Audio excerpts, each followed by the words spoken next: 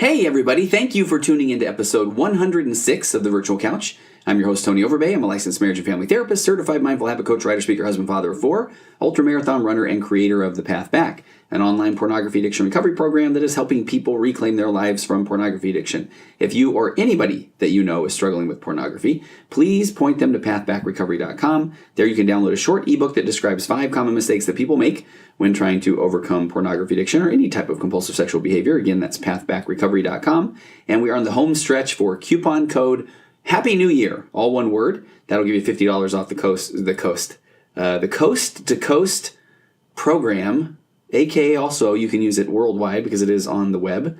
$50 off the cost of the Path Back Recovery Program. Again, that's coupon code Happy New Year, all one word, and running that through the end of this month, February. So jump on that, take advantage of that. That is helping a lot of people, and I'm wonderful to hear that and get the feedback there. And please stop by tonyoverbay.com, sign up on the middle of the page there somewhere to find out more about upcoming programs and a lot more about what is going on, podcasts, appearances, books, all kinds of good stuff. And here's a plug to go find the Virtual Couch YouTube channel. This interview with Dr. Molly Parker, PT, is up on the Virtual Couch YouTube channel as well. So if you want to take a look at the interview, Molly and I talk about brain things, all things related to the brain, and there is a mindfulness breathing exercise that you can kind of go and check out. It was kind of an epiphany for me, and that's up on the Virtual Couch YouTube channel as well. So this is one of those interviews that a friend led me to, and I've shared in previous episodes that I feel really like, thanks to the exposure of the Virtual Couch podcast over the last year and a half, I just have a lot of people contacting me for questions and suggestions for episodes and that sort of thing. And I absolutely love that stuff. But a lot of people contacted me for therapy or online coaching, that sort of thing.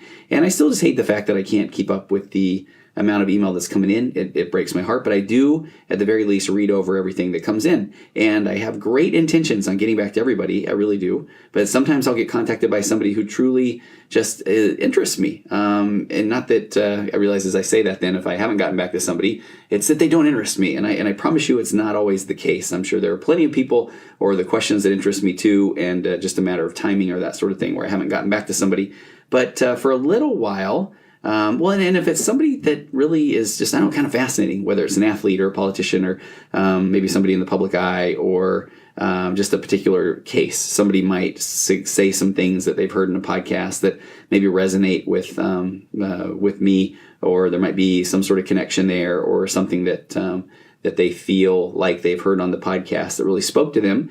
Then, I'll try my best to see if there's a way that we can make schedules work, that sort of thing. So for a little while, though, I felt like I was being contacted by a lot of athletes and some really good athletes. And I had a couple of them back to back who were suffering with some kind of concussion-related issues, and not just what you would think, not just football players. I mean, a lot of different sports struggle with concussion-related issues as well. And then I had a client with a traumatic brain injury come in, then another. And at about that time, I had a friend of mine just shoot me a text just out of the blue and say, you should have this woman on your podcast. She really helped a friend of mine. And the woman that he was talking about was Dr. Molly Parker.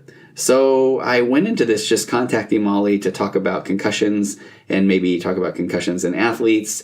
And but the more I learned about her, she really has a remarkable story. And I mean, seriously, a truly incredible story.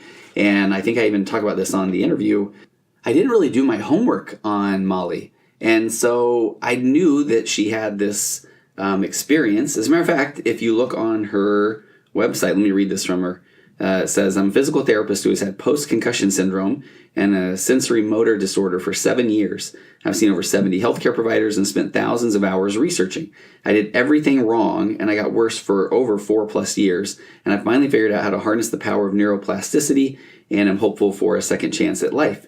So I can't lie. I mean, I read that she had post-concussion syndrome, but I didn't do any digging on what led to the post-concussion syndrome. And that is where I felt just completely blown away in the interview of hearing the story. So it was almost that thing, and I think this is what I mentioned maybe in the episode, but from time to time, nothing better I love than to go to a movie and absolutely have no idea what the thing is going to be about and just be completely surprised. So I went in, and Molly and I traded some emails beforehand, so I kind of had an idea of some of the questions I wanted to ask, but I really didn't know her story, and that just even takes the interview in a completely different way.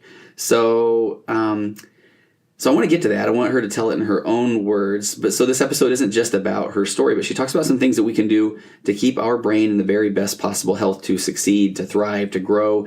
And as you know, if you listen to any of the episodes of the Virtual Couch, I absolutely love the brain. I love that our brains, bless their little dual hemisphered, bumpy surface little hearts, that they are trying to protect us, even to our own detriment. And I think that's the part that, again, is fascinating. If you're a new listener to the Virtual Couch, I'm a huge fan of this acceptance and commitment therapy. And it's a model that says that we come to the table, we have all the emotions and experiences, and whether it's nature or nurture or things that we have been through, emotional abuse, physical abuse, sexual abuse, death of a loved one, perceptions, I mean, you name it.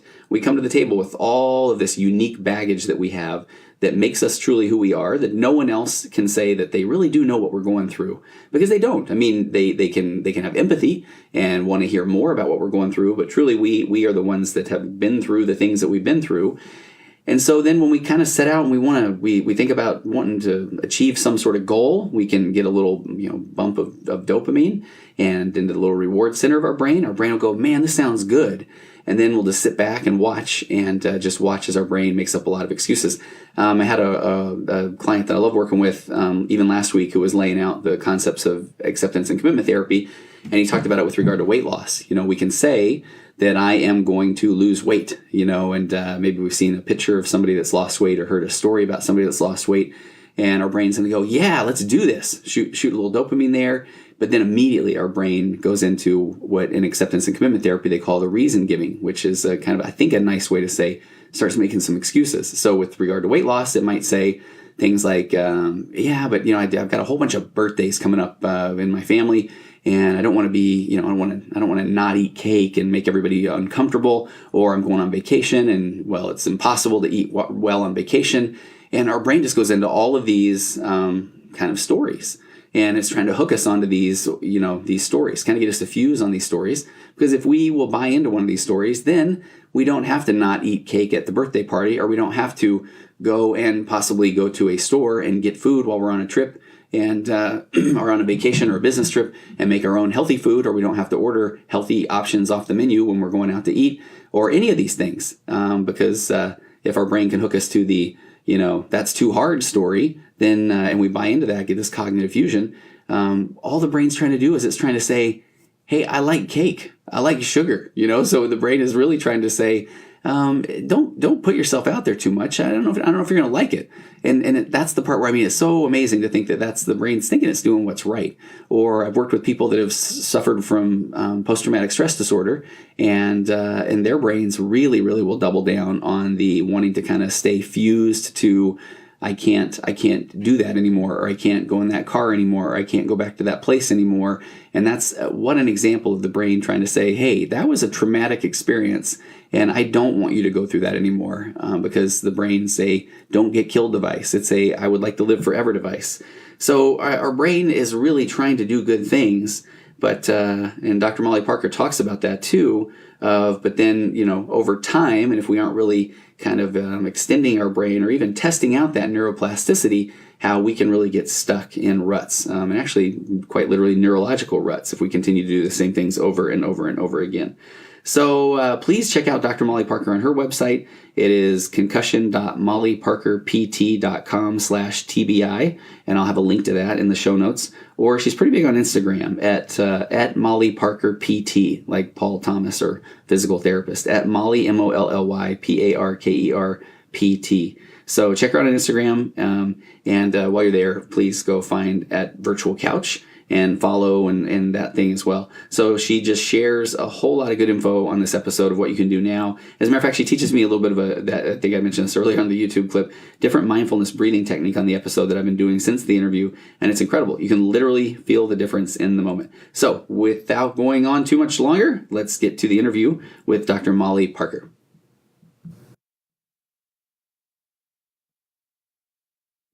I would love to kind of go right into your story. Yeah.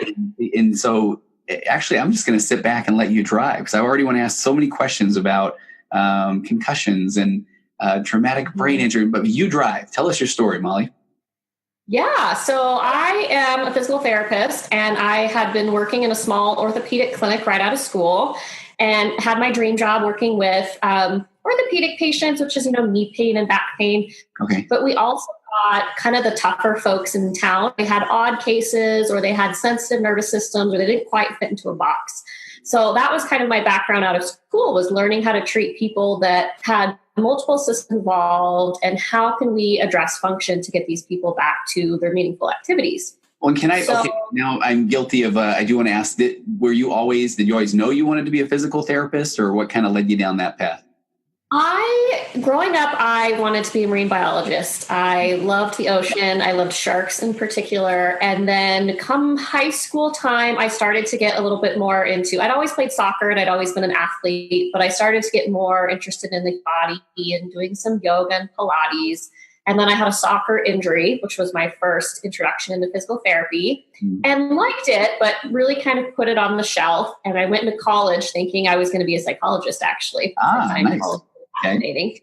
And then my sophomore year, my advisor said, you're taking all your elective courses are within kinesiology. And I didn't even know what it was. And so come to learn, it's, usually the major for folks that are pre-med or pre-chiropractic or pre-physical therapy. So I ended up doing an internship with a physical therapist, and he was so passionate about what he did, and he was so excited, and his patients loved him so much, and he made such meaningful change in their lives that I thought, this is what I wanted to do. And then from there, And so for those who don't know, because I didn't know for a while, kinesiology is what, the study of movement? Is that right? Mm-hmm. The study of movement in the human body, yeah. Okay, perfect. Okay, so then that sets the stage. You got your dream job, orthopedic clinic. All right. Yeah, so I just finished my doctorate not too long before that, and I was out with a group of girlfriends celebrating. One of them had passed her boards and gotten into the residency program, and we all went out to celebrate. And we were leaving dinner and dancing, and a cab driver fell asleep at the wheel and went into a crowded sidewalk where we all were. So he ended up hitting myself and about 15 other people. Wow. I initially impacted on the bumper, and then my head just kind of clotheslined me. So my head hit the windshield, and then someone landed on top of me. So it was kind of like a double impact. And then getting off the hood of the car, instant pain, instant bump, but really thinking I was very lucky. There was a woman who pinned between the building and the car who had some serious injuries. And so I stopped and helped her. And I just remember thinking I'd gotten away, not scot-free, but that I'd really escaped what could have been something potentially much more serious. And at that point, I forgot what happened. So I forgot where we were. I forgot why we were there. I looked at my friend and asked her if something bad had happened. So they took me to the emergency room in an ambulance. And it was just, ambulances coming in and out, bringing batches of people. And they discharged me the next day. My legs were x-rayed and they were fine. I had a CT scan. I had no bleeds. Everything was okay. And I felt very lucky. Shortly after, of course, I went into what we would consider the post-concussive sequelae, which is where you're becoming symptomatic and those symptoms are getting a little bit worse. So I started with severe headaches, dizziness, nausea, fatigue, feeling generally disoriented, just kind of out of it. How long does it? Are we talking like within the first week, or can this be weeks after or months after? Or usually people will feel symptomatic with concussions fairly immediately, within 24 to 48 hours, if not immediately. And then the typical progression for most folks is that those symptoms will begin to subside and be gone at about 10 to 14 days. Oh, okay. And so me, at about 10 to 14 days, I was feeling significantly worse. So I was starting to get very, very severe headaches, very just out of it, where I wasn't quite cognitively there. I didn't have that flexibility anymore. But at this time, this was 8 years ago, so nobody knew what it was. Nobody had really heard of post-concussion syndrome. Most people didn't attribute it to the concussion at all. So it started what was eventually a 2-year process of getting so severe that the left side of my body began to atrophy. Wow. I was in horrible pain all day, every day, severe headaches. I rarely slept because I was in so much pain. Severe dizziness, severe fatigue. I had nausea, like mouth-watering nausea all the time. And it was working memory issues. So I would be with a patient and I can hold, 1+1 in my head long enough to add 3 to it. And so I began to see doctors. No one really knew what to do with me. It was a lot, it'll just go away, or it's psychological. And it progressed to the point where I stopped being able to feed and dress myself. I stopped remembering how to put on my shoes. Wow. I would have to really take myself through those processes, and people saying, "You're fine," because I looked so normal. Starting to have a hard time with speech, a hard time in crowds. I really shouldn't have been driving. I couldn't do computer work. And so I was 2 years out of school with these massive student loans, this job that I, would have bent over backwards to keep. And ultimately just couldn't keep going. So I ended up taking a month off, went home, slept for about 16 hours a day, started to feel a little bit better, felt very crushed financially. So went back to work too soon, everything back again. And then about 3 years, it just went from bad to worse, where it was like all my compensations that had been keeping me just barely head above water, it was like Jenga, just kaput. Yeah. What were people doing? The doctors you would see throughout that, are they trying different medications? Are you trying mindfulness? Are you trying all kinds of things? Oh, I'm trying everything under the sun. So I'm as physical therapy, we're big believers in we retrain function. So that these are active recoveries and that you're doing what you can. So I had changed my diet. I'd been to probably 20 healthcare providers up till then, and really no one knew what to do with me. People suggested MS. They tried a lot of different medications, none of which worked. I tried physical therapy, but the physical therapists at the time did their absolute best and tried to help me, but just didn't have the knowledge base to be equipped to handle a case like mine. I would Google, post-concussion syndrome and say, well, it's probably psychological. It was before this big switch happened. And so it was really frustrating because I watched my life crumble, and I'm motivated and, educated in the healthcare system, and I'm just falling through the cracks, and it's so easy. And it was really just this very, very frustrating experience. And then the more frustrated you became, the more people said, well, maybe it's emotional. It was just like you felt like you were going nuts. So about 3.5 years in, my visual system didn't work at all. My eyes didn't work together. I couldn't track. I couldn't do smooth pursuits. I couldn't read, write, drive. I could barely dress myself. I had started to shake from head to toe. My memory was terrible. My speech was so bad that I had a hard time following conversations and finding my words. I had personality changes where I would just burst into tears for no particular reason. It was really everything under the sun kind of that could go wrong, did go wrong. So I ended up bedbound at about 3.5 years, moving back to Spokane with my mom making all my meals. And the hardest part of mine was bathing. I couldn't shampoo or shave my legs in the same day because I didn't have the stamina. Wow. We later realized that I had severe autonomic dysfunction. So every time I stood up, I wasn't getting blood flow to my brain. So I felt like I was passing out. It was just, it was just a mess. And so about the 4-year point, we finally started to meet people who knew what they were doing. We finally started to meet people who understood concussions. We finally started to meet people who could do diagnostic testing that was actually going to pull out some of the things that was wrong. So was it the science had to catch up? Where you feel like you were right on that bleeding edge?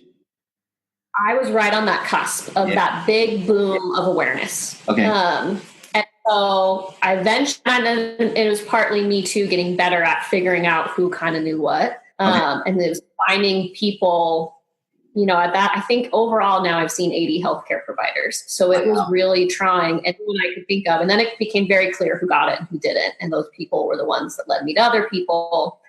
So, I had severe visual issues, severe speech issues, vestibular problems, and we started to kind of dig out of all those things. About 5 years in, I ended up in a clinic in Utah where I had a functional MRI and my brain was functioning so poorly. And a functional MRI is where you lay in a standard MRI, what looks like a standard MRI, and you're doing cognitive tasks. So they might ask you to show you a picture and you would name the animal in your head or, something like that. And what it's doing is it's looking at where the blood flow is in your brain. So what areas are functioning a little too much and which ones aren't functioning quite enough. Kind of like when you do an activity, the blood flow goes to the muscles that you're using. Like if you were running, it's a Yeah. similar concept. So I had great success there, pretty much fixed the speech problems and the personality problems. My IQ had dropped, that came back. And so that let me kind of guide my care a little bit better. How did that? So you have the functional brain scan, or so you can see the area of the brain and how that's working. But how did you regain those skills? So there is a little bit in the concussion world of cognitive weeks. So it's folks playing with the idea that maybe rehab doesn't have to be quite as long as we think it does. Maybe it doesn't have to be this long, drawn out process. Can we really target the areas that aren't working well and then intensively focus in on them through a short period of time and make significant changes? Finding a lot of cases, yeah, we can. So this particular program focused on those specific blood flow areas in the brain. It's what we call neurovascular uncoupling, so that you're not getting the blood flow quite like you should. And it's through a series of like a multidisciplinary team exercises. So I would see a speech therapist, and we would go over things like remembering numbers, remembering them forward and backwards, reading a story and do a what can I recall, those type of things. I would see an occupational therapist who did a lot of visual tracking, visual searching exercises, teaching me coping skills, go over sleep. Sleep is really important. We did various machines where we would work on things like reaction time, tracking, getting physical activity back, so getting blood flow to the brain and then really working that particular area. And it's an intensive like 8 to 4:30 a day rehab, which is really brutal. I feel like it's almost school again, right? Yeah. Yeah. And so for me, I was like, I'd rather be in a place where people know their stuff and putting in 8 hours of rehab than at home struggling. So got a good improvement from that, but then realized that the shaking I developed and the weakness I developed had responded almost a little adversely. And so then it was, again, realizing on my own I had a sensory motor issue, which is where the sensory information you're taking in and the motor output you're giving out aren't quite right. So your brain's image of where your body is and your physical body aren't matching. And so you end up with feeling disembodied, not being able to strengthen. People will end up either where they'll shake, or when they move, they'll have kind of what we call dyskinetic motions. Okay. So then I was like, great. So now I figured out the concussion, finally get it treated. And now, of course, I have this oddball thing that most people don't have. And I'm back to square one of trying to find people who treat something that's odd to treat. So it took me about a year, but I ended up at a conference with the gal who makes a lot of the sensory motor protocols. And we were just going to chat. And she said, at the conference finished early. Why don't you come and share your story with everyone? And we'll see if someone in the audience, knows how to help you. And so I did. And I stood up there. At the time I had my arm curl up and in, and my head was shaking, and told my story. And there was a gal in the audience from UCLA who came up to me afterwards and said, you work with the UCLA movement disorder team, and I've seen people like you, and I think, we could help. And that was the first person who's told me I've seen someone like you. Because I'd been to neurologists and physiatrists, and no one knew what to do with me. So I ended up going there. I made a tremendous amount of progress. I have a video, I think, on my Instagram page where I almost looked like I had a stroke or cerebral palsy, back to moving fairly normally. Within about a year, we intended to finish up my eyes and my jaw. For whatever reason, that wasn't quite responding.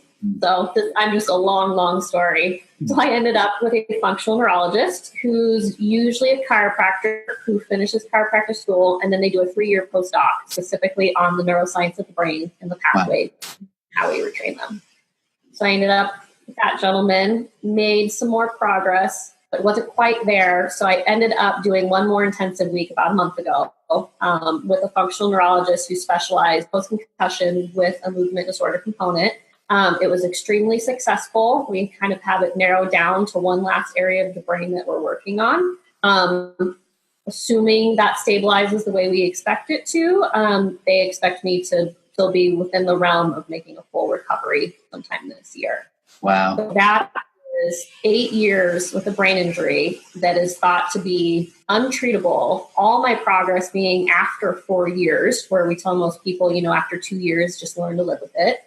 So it's really helping people understand that these injuries are essentially software problems. They're not hardware problems. So if we can give people the right input and train the areas of the brain that aren't working in the proper way, we can really see substantial improvements, and in a time frame that most people think of as, too fast or that's not possible. When you were tracking or taking care of then the movement, was it similar to the treatment in Utah, where is it repetitive exercises or things done that target a certain part of the brain? Is that what you're doing? Yeah. So for their approaches were a little different. Utah is looking at, blood flow. And then this particular clinic looks at the neuroscience of, what specific pathways aren't functioning in the brain quite like they ought to. And then they target that with exercise. So that looked more like it was still an 8-to-4 type of a thing. But so for me, for example, my left inner ear, the little canals that tell us where we are in space when we move our head, my brain wasn't registering at all. So it was doing positioning techniques where it would let the shaking in my body go in such a way that the inner ear could then communicate with the brain again, and they could start to recalibrate, so to speak.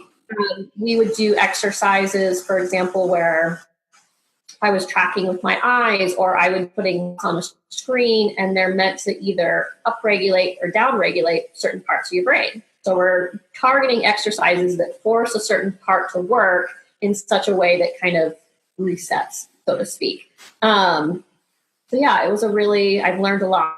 It was a very interesting experience. Also, and boy, you sum up this, say 8-year period and it was successful. Were there periods throughout that, even after the 4-year mark, where you're starting to get some movement back, or your IQ or speech? Did you feel at times like I've capped it? I mean, I've done as much as I can. Were there times where you thought you had plateaued? It's a lot of forward and back. It's a big fat roller coaster. You see those things that, recovery isn't linear, and boy, is that, especially for neurological injuries.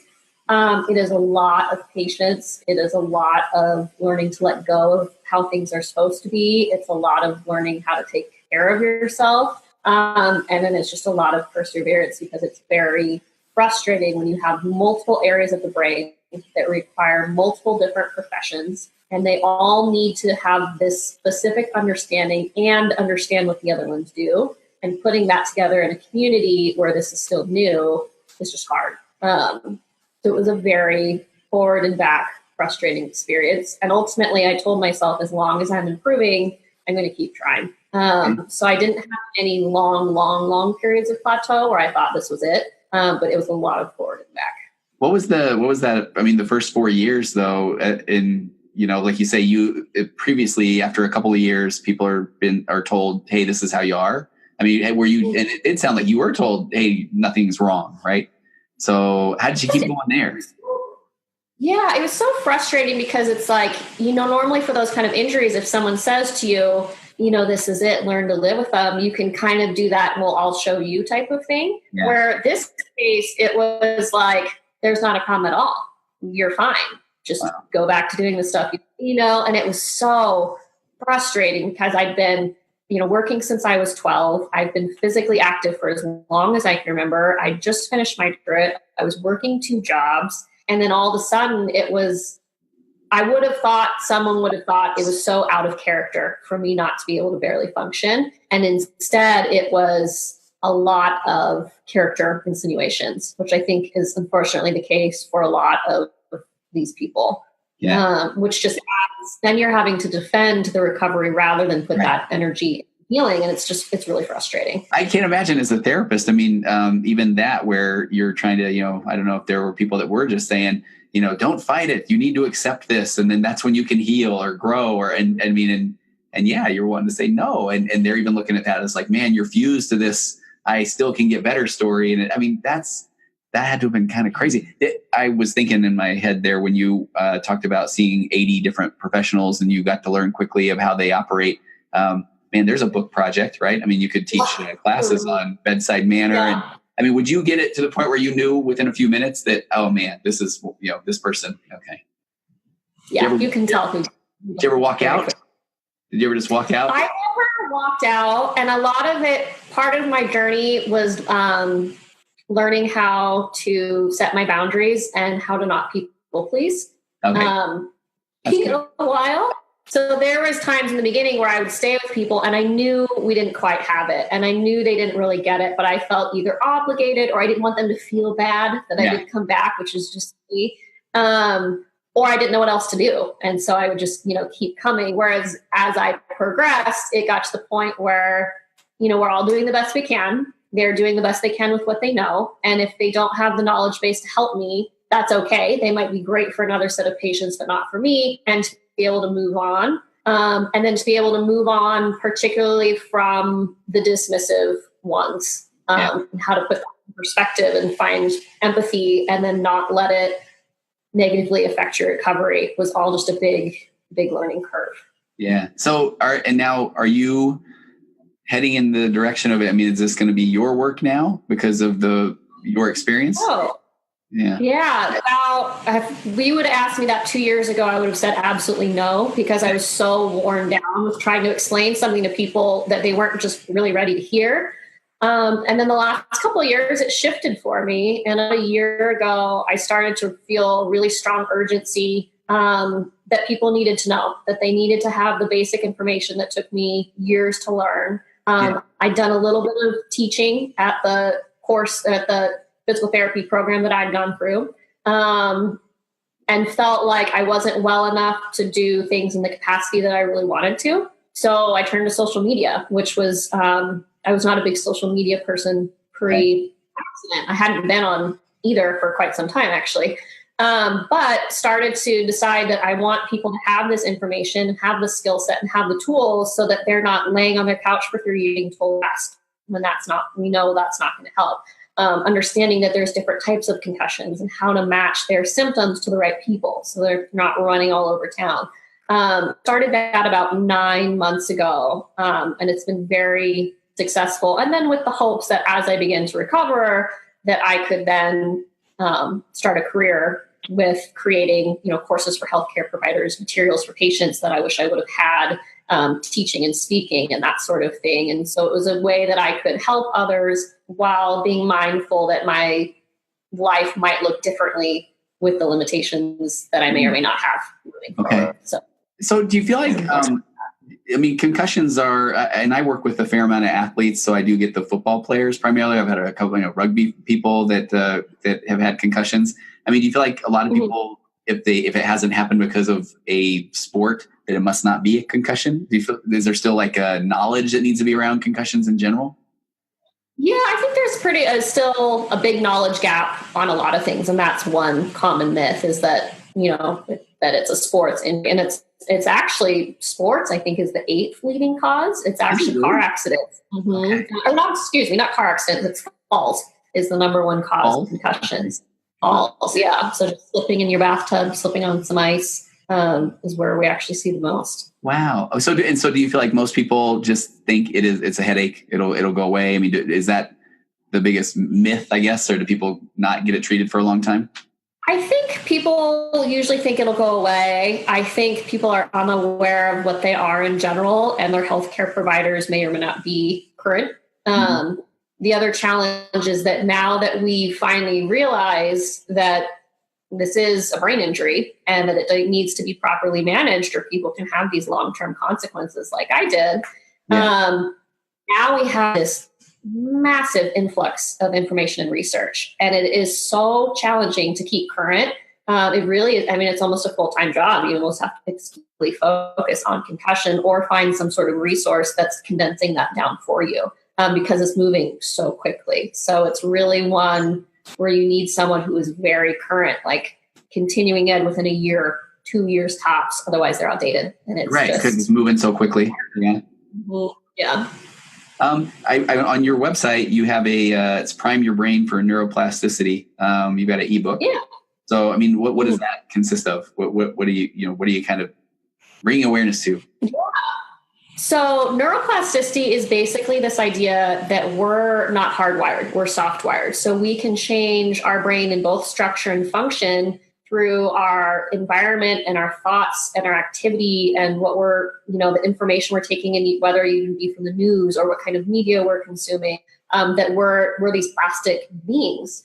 And so with that understanding and applying it specifically to brain injury rehab, how do we make it so that the brain is in the best state so it can learn and it can heal?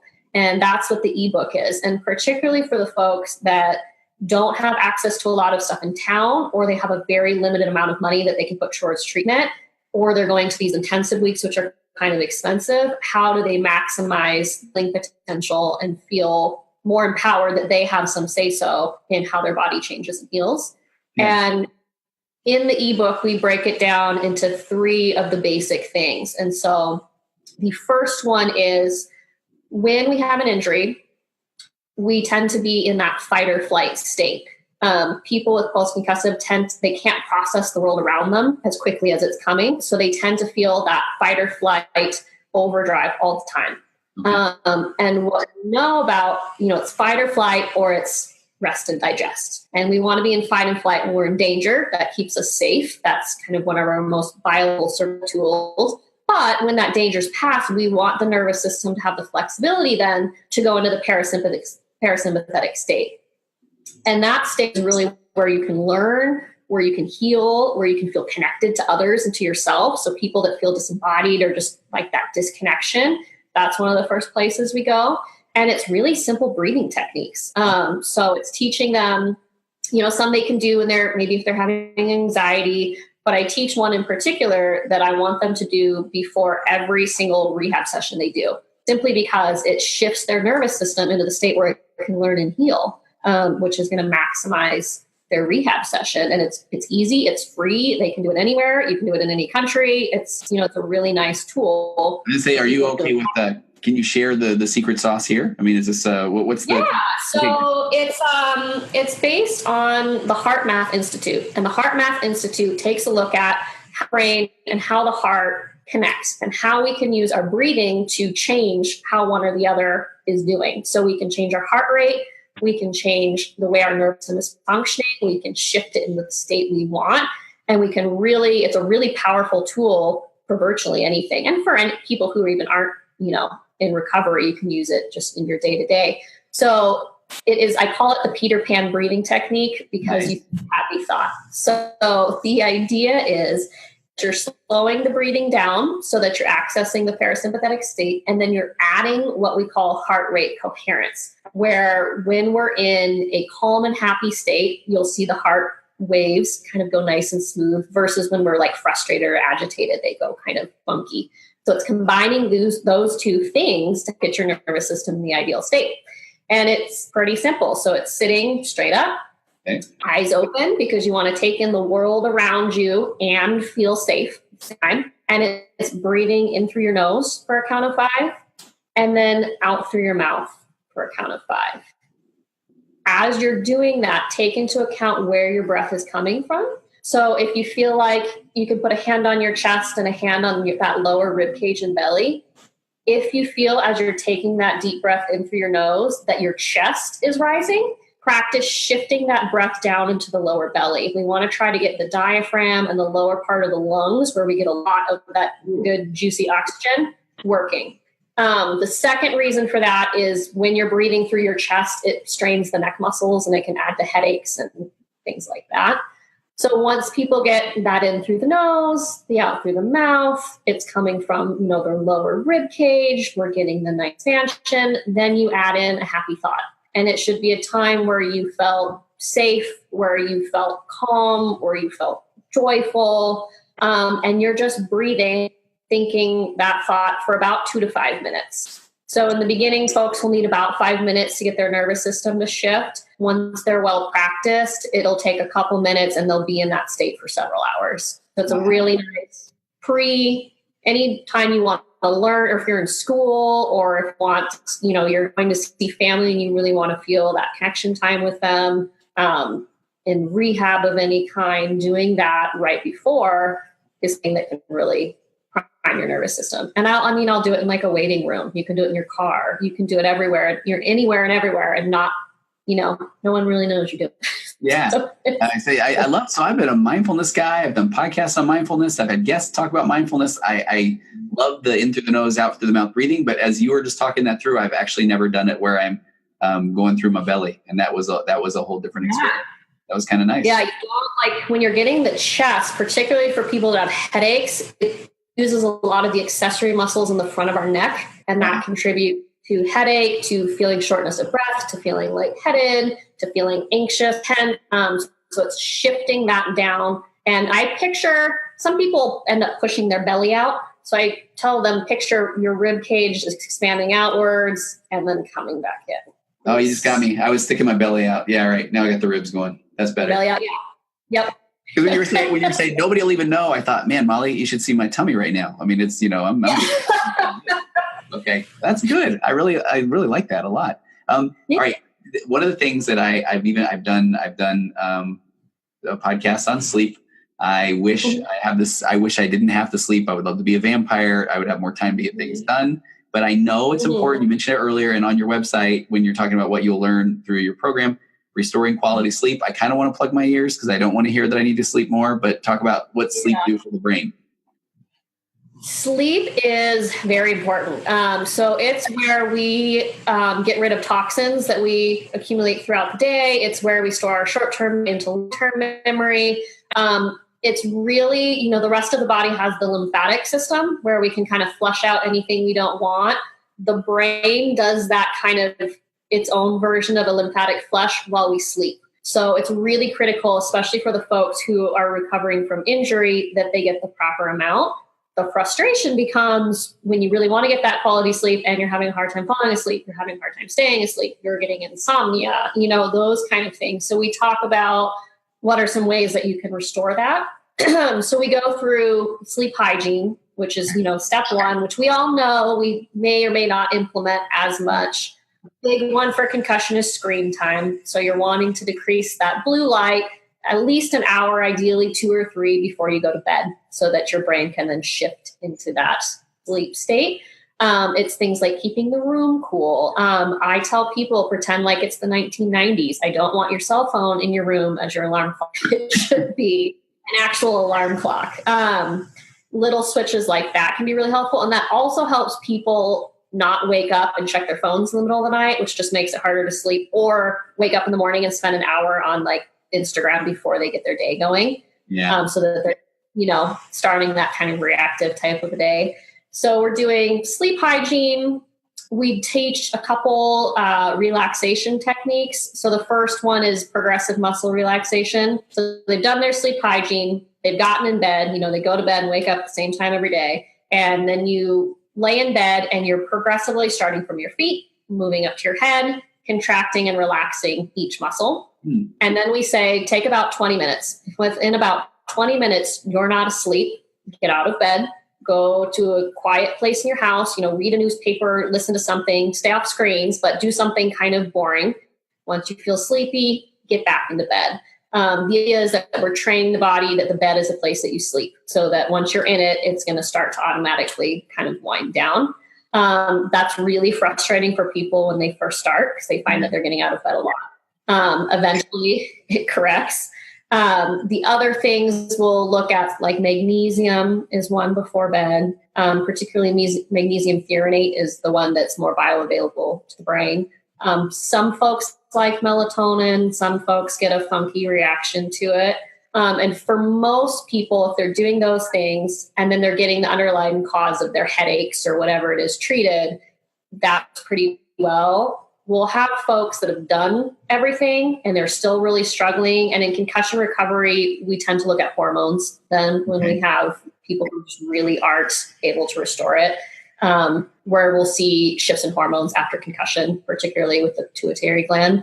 And that can help shift sleep dramatically. Can I say, do you have, you talk about magnesium, you talk about melatonin. Are there other, I don't know if you're a supplement person. I mean, do you think there are things that are, because you see a bunch of things that talk about brain health, or do you have thoughts on that? I do. So I'll preface this by saying my background is not in nutrition. I'm in physical therapy school. We get nutrition as it relates to our stroke patients or diabetic patients or gout. We get that sort of nutrition. For concussions, you're going to have any number of supplements that are recommended. Yeah. We tend to have 3 that fit for most everyone. One being magnesium, the other one being fish oil, and then the third one being curcumin, which is a great anti-inflammatory and can also contribute to things like changing your diet, adding in anti-inflammatory foods and supplements can also help with sleep. Okay. So those are the big 3. And then past that, what I tell people is people are going to tell you a bajillion different things and they're going to contradict, and you're going to end up with this medicine cabinet of supplements in your cupboard or wherever you have them. So what I typically recommend doing is getting with someone who really understands post-concussion syndrome and wants to get to kind of the roots of the problem, who are able to take a look, do some blood work, and take a look at what you may need a little bit more of, what you might need a little bit less of. That's usually covered by insurance. And then they can start to give you a regimen. We can go through your gut health. They can go through what supplements you need. And it's structured, and it's that I find is quite a bit easier for people than buying everything that they hear about. Because we're is there a go-to exercises for the brain? I mean, or is it just about getting blood flow, or is it about just keeping your brain stimulated, or any kind of thoughts around there? For our concussion folks, there's different types of concussions. And when we see people that have persistent cases, they tend to fall in 1 to 6 or 6 to 7 different trajectories, usually in a combination. And then they tend to have 5 or 6 areas that aren't quite working right. And each of those will have their own unique exercises. So for example, someone with blood flow impairment, you might recognize that because they're intolerant to exercise. When they try to get their heart rate up, they get a bad headache. They feel like they're going to pass out. They feel like puke, that sort of thing. We do a guided gradual return to exercise. So what we'll do is we start with a walking test where we put them on a treadmill, and we're monitoring their heart, we're monitoring their symptoms, and then we're slowly increasing the speed at which they're walking on the treadmill and the incline. Every minute we monitor their symptoms. Once we get to a heart rate where they've seen those symptoms spike, we start to exercise them at about 90% of that. So where they're doing about 20 to 30 minutes a day of exercise at that specific target heart rate for their blood flow impairment. And then we slowly increase it from there. That tends to work fairly well. We'll also get folks who will have autonomic dysfunction. So their brain is not regulating their heart rate like it should. So those can be a little bit more tricky, and depending on which type they have, take some different types of exercises. But that's kind of that group. And then we'll have people that have, they might have symptoms coming from their neck. So we'll do, neck treatment. They might have symptoms coming from their eyes. So we retrain, can the eyes work together? Can they accommodate? Can they diverge? And we'll go through those types of things. So it's really figuring out which specific area isn't working for you and then targeting it appropriately. Okay. What I was hoping you would say is we only need 2 to 4 hours of sleep, that dark chocolate is all you need for a supplement, and that long distance running will cure all. But I didn't hear the good news is dark chocolate's a good one. Okay. You can have I do. dark chocolate you want. Well, I do. Okay. I do like that one where I will have people say that, yeah, dark chocolate's healthy, but then I don't think I should probably eat the whole giant bar a day. That kind of. I guess that's true. Moderation, huh? Fair enough. Molly, this was great. I am so grateful for, I tried to, here's my truth, right? I love going to a movie and I don't know everything about it. I try not to read as much about it. I'd had somebody recommend that I seek you out. I did a real quick, okay, I want to hear the story. I'm fascinated by the brain. I did not know that journey that you've been on. It's a miracle to kind of, and yeah. Now I feel like, boy, you are probably one of the only people who can speak to the 7-8 year recovery and 80 physicians later and what works and does. It's just incredible. So I'm kind of looking forward to following your journey, and I will be able to point to hey, I had her on my podcast back in the day. Hopefully 2019 will be the year of full recovery. So where do people find you? So you can find me right now on social media, Instagram and Facebook. I'm on Instagram significantly more. You're going to get a little bit more value there. Okay. And then I also will offer little freebies from time to time. Right now it's the Neuroplasticity ebook. But yeah, it's just a community resource. So it is community driven. So if someone has something they're frustrated with or they want to learn about, reach out and tell me and we'll create content based on that. But it's a good place to be. So I'll put all the links in the show notes, but I've got your website, concussion.mollyparkerpt.com, right? And on Instagram, is it at Instagram where it? It is Molly Parker PT on both Instagram and Facebook. Perfect. All right. Hey, I am so grateful for your time. Thank you so much. And I'm gonna hit pause or stop on the recording, but hang on one second. Thanks so much, Molly.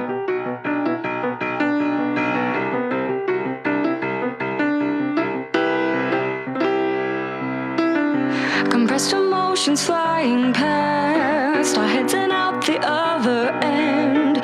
The pressures of the daily grind, it's wonderful. Elastic waste and rubber ghost are floating